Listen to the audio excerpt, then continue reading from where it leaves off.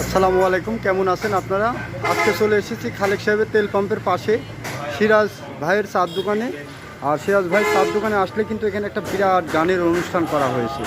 সবাই ট্রাক শ্রমিকের, মোটর শ্রমিকের যত ভাই যারা আছে সবাই কিন্তু এখানে আসে গান শোনার জন্য।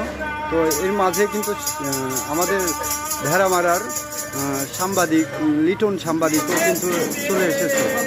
তো গান শুনতে থাকুন, ভালো লাগবে।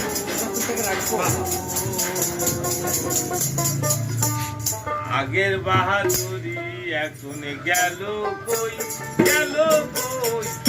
আগের বাহাদুরি এখন গেল কই। চলিতে চলো